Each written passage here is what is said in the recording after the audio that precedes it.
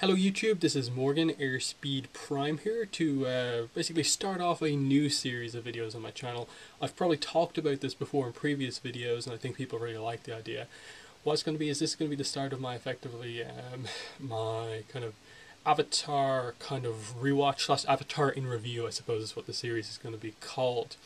And this is going to be a series of 10 videos where I go through Avatar The Last Airbender and The Legend of Korra and just give my thoughts on each of the seasons, plus, specific videos focusing on each series as a whole. So this first video, obviously, as you can see from the title, is going to be my discussion on Avatar The Last Airbender Book 1 Water. Second video is going to be Book 2 Earth. Third video is going to be Book 3 Fire. The fourth video will be Avatar The Last Airbender as a whole. And then the next 4 videos will be Korra, Book 1, 2, 3, and 4. Ninth video will be Korra as a whole, and then the final and 10th video will be Avatar The Last Airbender compared to The Legend of Korra. So the two series are against each other. And hopefully we'll have some pretty good discussion as we go through these. And the idea is not really to choose which one is overall better, but to really just show you the highlights, maybe some of the bad points of each book, and each series overall, and really put into play kind of, okay, this is why you can like this series, this is why you can like that series, that sort of thing. And so yeah, this is going to be the first video in the series. I don't really have a specific format that I'm going to do, so I'm just going to go freeform, just really go like what my positives are in the book, negatives are in the book, and just bring up discussion points in that way. I'm not going to try and make these videos massively long, but I'm going to see how I go here. Yeah, I'll just get started in a moment. Just one thing to say beforehand. Today, the day of release of this video, final day to get your votes in for the Book 4 Balance Awards. Link is in the description to where you can vote. Obviously, this is only going to be, you can only vote the final day. It's just the day that this video goes up. Otherwise, Sunday will be the results podcast where we reveal what the winners are. And then sometime next week, I'll also have a video where I kind of go through the winners of all 4 of the book awards that we've had and just kind of compile that sort of thing. So, yeah. But anyway, Avatar The Last Airbender, Book 1 Water, Part 1 of this series. Book 1 Water, obviously, is the introduction to the Avatar universe. This is the first content that ever came out for this show. It is good. It is a very good book of Avatar, but unfortunately, when you're comparing all of the books, there has to be something that's on the bottom of the kind of 3 books of Avatar, and unfortunately, Book 1 Water has that spot for me. Book 1 Water comes 3rd place of the 3 books of Avatar. I'm not really going to do much comparing to Korra just yet, but I'd probably say it's probably the weakest book of Avatar overall. Now, I have a bunch of reasons for that, but I also have a bunch of reasons why I like it. And in many ways, I think actually the movie, the Last Airbender movie, because that's the only thing of Avatar that we actually have where the story has been told in a kind of another medium, in a different sort of a way.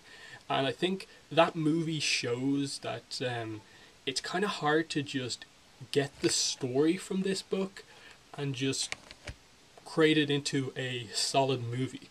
Because one of the problems, I suppose, is just that there's not a lot of plot in Book 1 Water.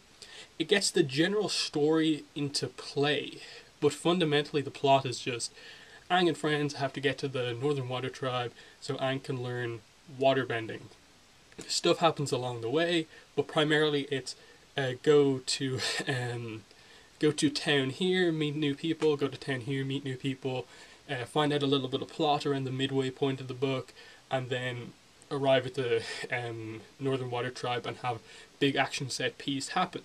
I think a lot of the plot and a lot of the really interesting stuff in this book happens because of Zuko's story and his rivalry with Zhao over the course of the book. That's one of the more interesting, more plot-focused things. But on the whole, you have plot a little bit at the start, a little bit in the middle, at the end, and then some more kind of character stuff in the middle. And it just kind of really shows that, for me, if I was making a top 61 episode list from Avatar The Last Airbender, I think a lot of the kind of more in-between episodes in this book take a lot of the bottom spots on that list across all of the episodes.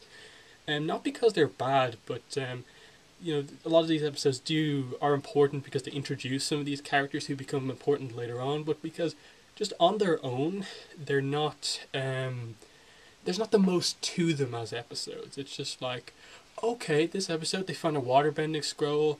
There's a little bit of jealousy over it. They create a little bit of a plot around that, but there's not a massive amount to that episode. There's some pirates introduced, but it's not the most important episode of Avatar.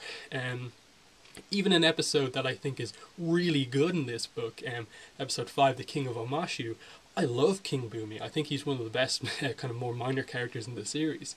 It's one of the funniest episodes of the series as well.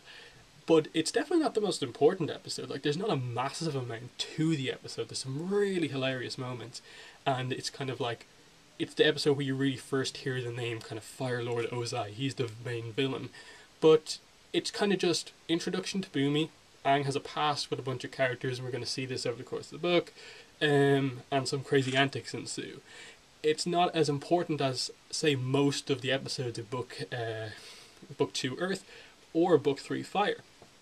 And you can say that about a lot of the episodes. Like, the Deserter, Zhang Zhang is introduced. It's Aang's first attempt at firebending.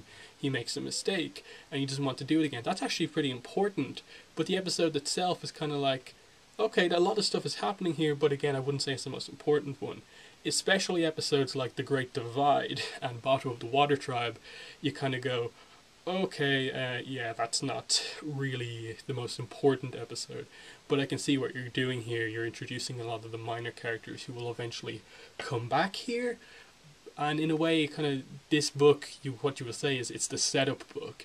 Avatar gets better because of the build on stuff that's already come before. So, the likes of, say, Suki is introduced in episode 4, The Warriors of Kyoshi.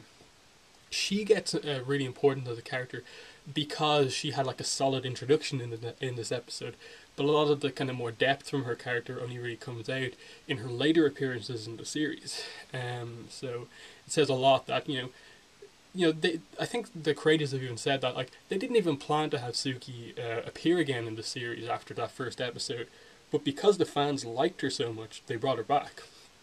So that's an interesting kind of thing that you get in this book. That's not to say that this book doesn't have like excellent episodes. I would say episode 3, The Southern Air Temple, is fantastic. I think the opening 2 episodes, do a good job at introducing you to the series and like, okay, bending, the characters are interesting, they've all got a little something they have to develop on. Zuko's very kind of like, ooh, where is he going to go, the uncle? There's a lot, it's a really good introduction to the series, but I think it's episode 3 that really adds so much depth to the series. Episode 1 and 2 definitely kind of come across as like, okay, this is a Nickelodeon show. It's interesting. It's a lot more interesting than a lot of the other shows on, but it's still, you get the humor's a little bit childish. But episode 3 adds a whole other depth to the series because you straight away get presented with this idea of like Aang dealing with the fact that his people are gone because of a genocide that happens in the show. Like, when is genocide a plot point in any Nickelodeon show? And just the way it's dealt with in that, like, Sokka and Katara both know that the Airbenders haven't been around such a long time, and that Aang really cares about these people, and they're kind of unsure about if they should straight up just come out and tell him or just keep it from him. It's all from like this perspective they care about him and they don't want him to be upset.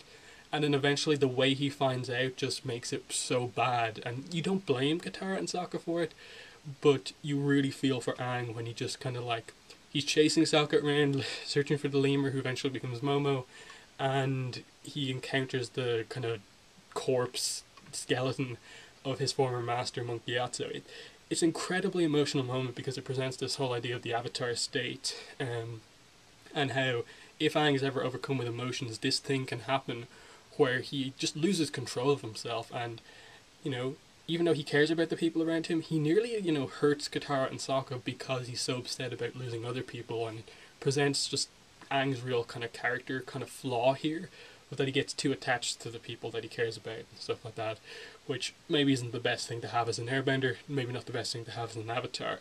And then on the other side of that episode, you also have Zuko and Zhao's rivalry come to the forefront, and you straight away, Zuko's the villain in the first two episodes, but this episode straight away presents you the idea that Zuko is the villain for a specific reason. Zhao is just a whole other level of kind of villainy in that sort of sense. He's the bad guy. Zuko's the kind of anti-hero, I suppose you can say, and in that this episode makes you root for Zuko against Zhao, and you really see that Zuko has so much potential, and you can see that his uncle sees the potential in him to become a good person and stuff like that. So it's a super important episode 3 in the grand scheme of the series. Other episodes that I think are important are probably episode 8. That two-parter is fairly important. I think episode 7, actually, the first Spirit World episode, Winter Solstice Part 1 Spirit World, I think that just does the show a little bit of a disservice in terms of the Spirit World stuff, because that's the episode it's introduced in, and it does nothing but confuse people, I think, looking back on it now, in that it's just kind of like, okay, like, we don't actually see the Spirit World at any point in that episode, but that's the name of the episode, it's what the episode's focused around. But what we do see is we see a spirit in the physical world, and then Aang's spirit, this kind of blue spirit, in the physical world, but he's in the spirit world, but he's not. It's this confusing thing that it presents that it shouldn't have been confusing, because like Book 2 Spirits and Korra does an excellent job at this. Even later on in Avatar, it does a great job at explaining to you what the spirit world is. With this first episode, a little bit of a failure. Especially because in the next episode you actually do see Aang and Roku meet in the spirit world. And episode 8 is actually really good. It's the most important plot episode, I think, in Book 1 Water, because this is where you get the whole idea of the overall story of what Avatar is going to be, in that you have to defeat Fire Lord Ozai before the comet comes, because that will give the Fire Nation enough power to take out the rest of the world, the remaining kind of allied forces. They used the comet's first arrival to basically kill your people and be powerful against the water tribes, and now they're going to finish everyone off if this is allowed to happen. And so you, despite being a 12-year-old boy, have to master all 4 elements. Something that takes most avatars years, you have to do in just a couple of months. And you straight away have it that this group of kids is tasked with the fate of the world, and you just have no idea if they're going to get it done right at all. And in many ways, this plot happening presents part of the problem with Book 1 Water, in that they're presented with a time scale 8 episodes in. And after episode 8, what do? They spend a couple of days messing around with a waterbending scroll, they spend a couple of days messing around with some freedom fighters and Jet, and it's just this sort of thing. They cross the Great Divide Canyon very slowly. They the storm is an important backstory episode, but still they mess around with the fishermen. It's a lot of just like, did you guys forget that you're on a bit of a like time scale here, that you have a schedule to keep, that you shouldn't be spending multiple days in all of these villages because something fun happens? Like, episodes like The Fortune Teller, which you actually really like, just come across very misguided, given the timescale that the series has presented. Just like, I know you have a couple of months here, but you have like 9 months, nearly a full year, but you guys need to kind of address this a little bit more, that you shouldn't be just, okay, we've got time. Like, this is Aang trying to do something that avatars usually take like 10 plus years to master in just a few months. And so that's just a kind of general, I think, flaw with Book 1, that the main plot is something that most of the episodes in the book fails to fully address properly. But yeah, let's get into some of the other important episodes. The Great Divide, I think, I have to mention this, it's just, it is definitely one of the worst episodes of the series, but I don't think it's awful. I don't think it's even the worst episode of the series. I'll get to that in a future video. But the thing with The Great Divide is that, yes, it's it's kind of it's just not a good episode. Well, how can I put this into words? I don't hate the episode. I actually quite enjoy the episode a lot compared to maybe some of the other episodes I'll bring up here. But the problem is just that it introduces so many new things. Like, okay, there's this canyon, there's this canyon guide, there's this new animals, they're crossing the biggest landmark in the whole world, Earth Kingdom. And it's dealing with stuff like this battle between these two tribes. Aang is kind of put in the position of having to be the Avatar for the first time in the series, solve a conflict between these two groups.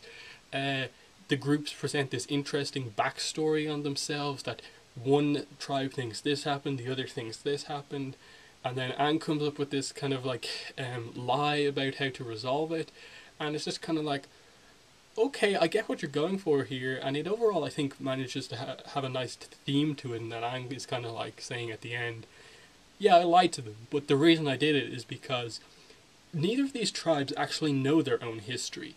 So me making this story up that, oh, it's just a child's game that you're arguing over here, is going to help them, because it means they're not killing each other over a past that neither of them know. Instead, they're bonding over the fact that, oh, okay, we made a mistake here. The problem, I think, that ultimately this episode has is that you never really get a lot of information on what actually happened. Like, this episode, The Great Divide, would actually be super interesting if at the end of the episode it didn't end with them just laughing like, oh, Aang, you... If it ended with the actual story of what happened coming out. Like, what was this whole ritual about? Why were these two, like, leaders of these kind of tribes running? Why did tribes form around these two people? What was the kind of sphere thing about? And so on. Like, what actually happened? That's an interesting kind of backstory thing that this episode presents. It just doesn't maybe deal with it the best.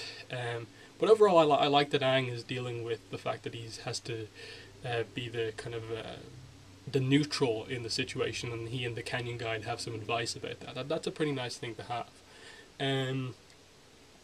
Other than that, The Storm and the Blue Spirit, I think, are definitely two of the best episodes in Book 1 Water. I think they're excellent episodes.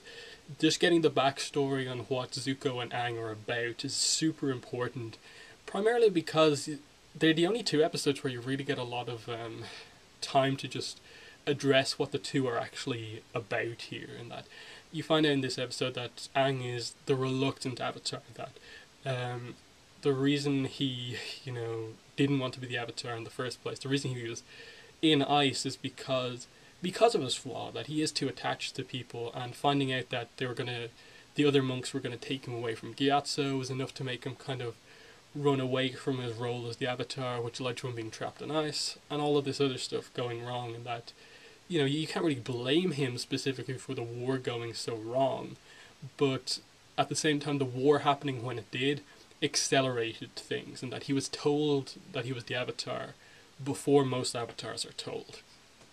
And so the time he was told that was probably one of the worst times that it could possibly happen.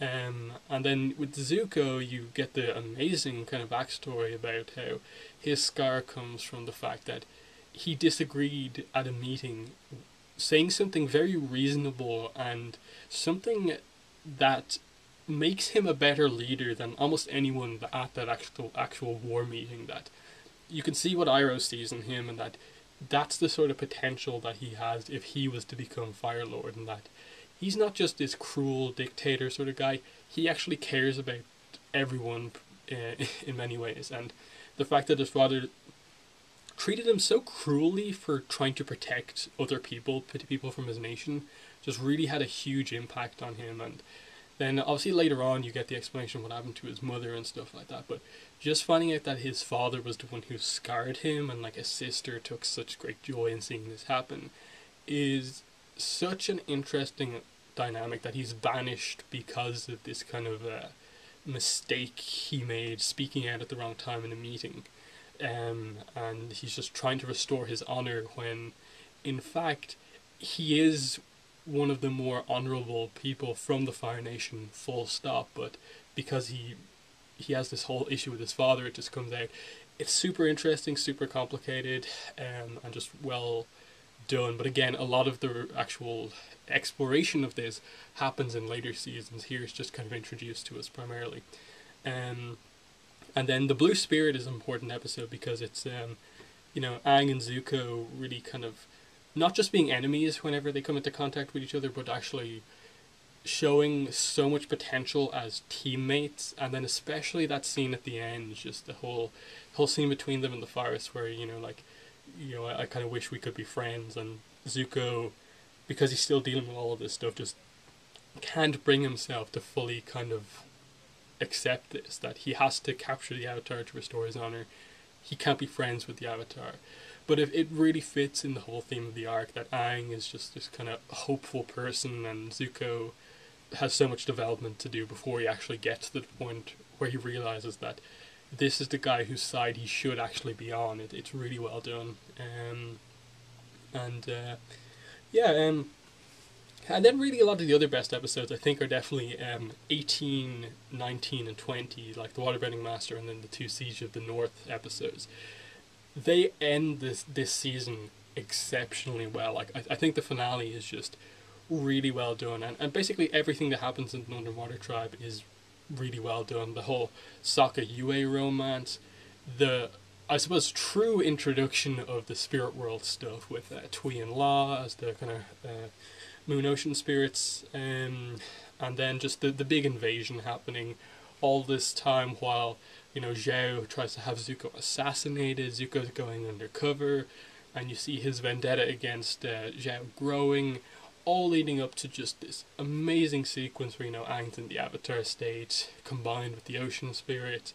The Ocean Spirit kills Zhao for killing the Moon Spirit, Yue sacrificing herself because she was saved at birth by the Moon Spirit that gave her life. All of these great things just coming out in the finale. And the unfortunate thing, I suppose, is the fact that the finale in many ways is meant to be the resolution for the whole series, the whole season's build. But with this book, it's kind of like the build comes from one episode before, and it's just like a kind of contained battle rather than it being like, this is book one finally coming to an end. It's just, no, this is just the end of the first book. This is the battle that happened to take place here. It's got nothing to do with the start of the book, really. But it's a cool battle to have nonetheless, and there's some really great episodes overall throughout. So I really do like the finale. I think it's exceptionally well done. Just especially moments like with Zuko towards the end of that arc, when he's fighting Zhao, and then when the ocean he's getting the better of Zhao. You can see his anger really coming out just from how much Zhao was putting him through, and then the Ocean Spirit comes and drags Zhao off, and Zuko just drops everything and tries to save this guy who he hates. He shows how good of a person he actually is, in that he wants to defeat Zhao, but he doesn't want to kill him.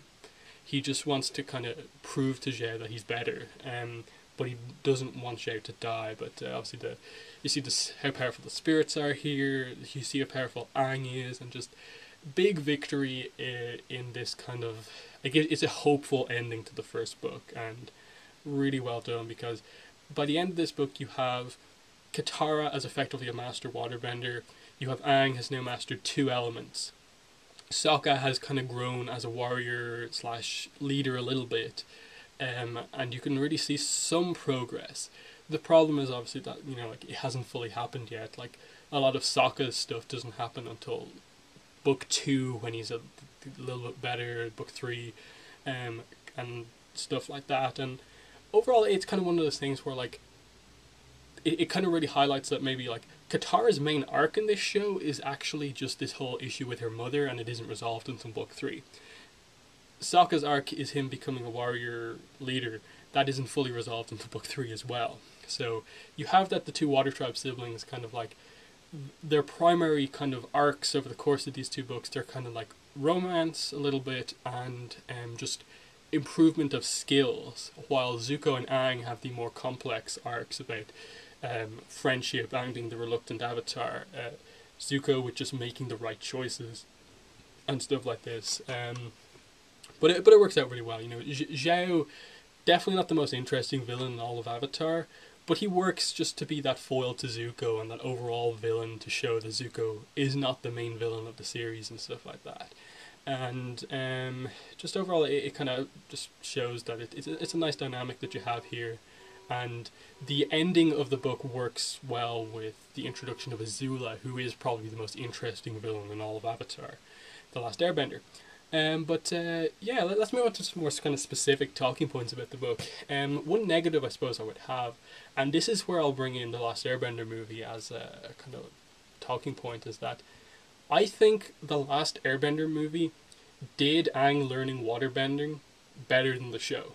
And I think it's a point that I haven't seen anyone like really bring up that often. But it's one that I really find hard to listen to arguments against this point. And that is because in The Last Airbender movie, obviously Aang is very different as to the show character. He is very upset about what's happened before. He doesn't just kind of get past a lot of his emotions with his people and just kind of not address it too much. The death of his people makes him the character that he is in that movie. And so when it comes to him learning waterbending, it's all about the flow of emotions. And because he's kind of holding himself back, he's just this kind of like he's holding back all the grief and stuff like that. He can't do waterbending. But when you start to see that grief actually come out a little bit, you see how powerful the Avatar actually is. And so when you actually come to the conclusion of The Last Airbender movie, and you have the scene flow like water, basically, where Aang, in the Avatar state, creates the giant tidal wave to scare off the fleet, it works because it's him entering the Avatar state for basically the first time, combined with him letting his emotions about the death of his people come out fully, letting his emotions flow, and so his waterbending is at its most powerful. Because this is a concept that is explored in the first episode of the series with Katara.